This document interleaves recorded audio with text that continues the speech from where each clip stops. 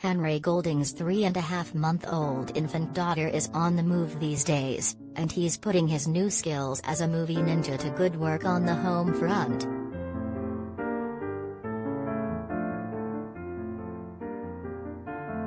She's already kind of rolling over on her own accord. So I'm running across the room, making sure that she doesn't roll onto something or off something, the Malaysian-born star of Snake Eyes, in theaters Friday, says with a laugh.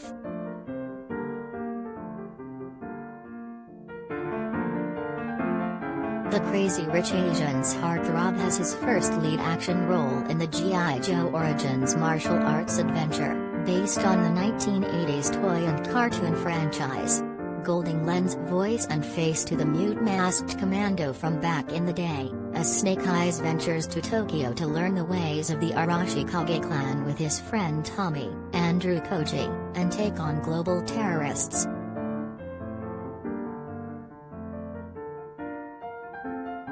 Ten movie stars about to have a major summer, including Henry Golding.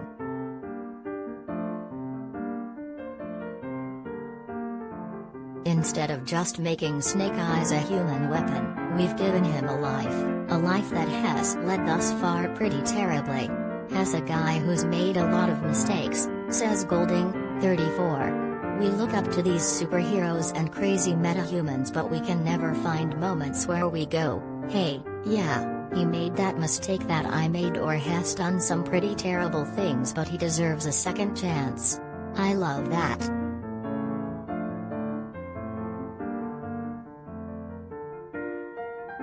Raised in England from when he was 8, Golding now calls Los Angeles home alongside wife Liv Lowe and daughter Lila.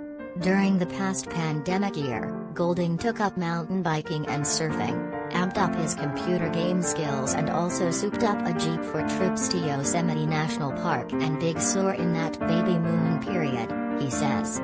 It was a silver lining in the chaos.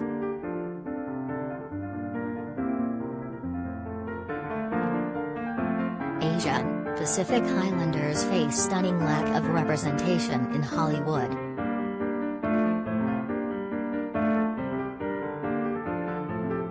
Golding, who next stars opposite Dakota Johnson in Netflix's adaptation of Jane Austen's Persuasion, spoke with USA Today about Snake Eyes, being a new dad, and when we can expect that Crazy Rich sequel.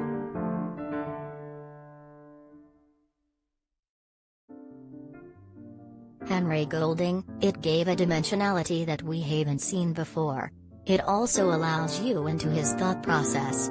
Throughout pretty much the majority of the movie, has making decisions under the pretense of trying to turn his life around. Secretly, he still has these deep dark motivations to find vengeance, and that's an overpowering feeling. It takes something great to break him out of that, and that's something that he finds in the Arashikage.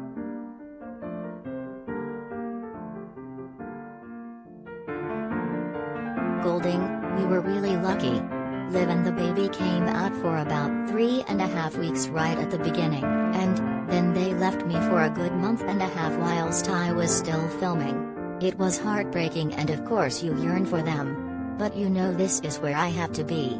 I have those college fees to look forward to paying, so I've got to make sure I put in my hard work when I can.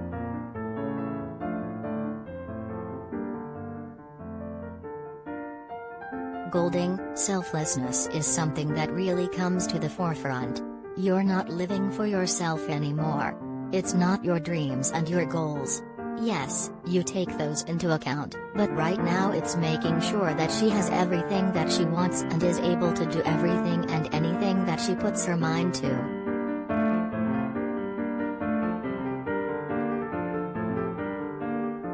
Inside our dinner with a historic cast.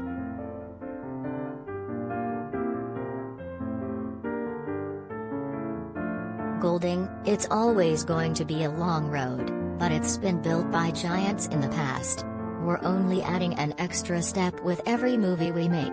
It's definitely a never-ending fight just to be a part of, but it's heading in the right direction, especially with the advent of these major blockbuster films being led by people such as Ian Simu, Liu of Marvel's coming Shang-Chi and The Legend of the Ten Rings.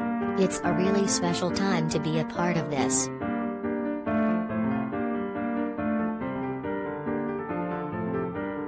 What Minari meant to Asian Americans ahead of the Oscars.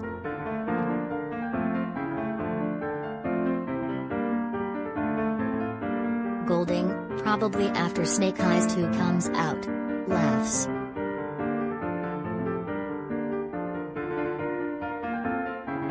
Golding, the car carrier scene for me is my favorite. We probably filmed that for, like, 2 days straight. We weren't able to use any safety ropes, so we're standing, 20 feet up, on top of these cars. Just with the sheer movement, your sword would get entangled and you'd be restricted in your motion. To be able to bounce from car to car, whilst in combat with multiple foes, that was a real fun time.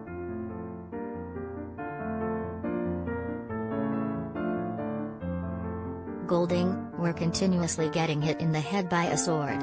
I think Andrew actually broke one on me at some stage where we were fighting. It's just one of those things that happens. You just make sure the eye's still there. If it is, great. If not, medic. You carry on, because at the end of it, nobody does it on purpose. You're gonna hit somebody in the face one time and you're gonna sure as hell hope they forgive you for it.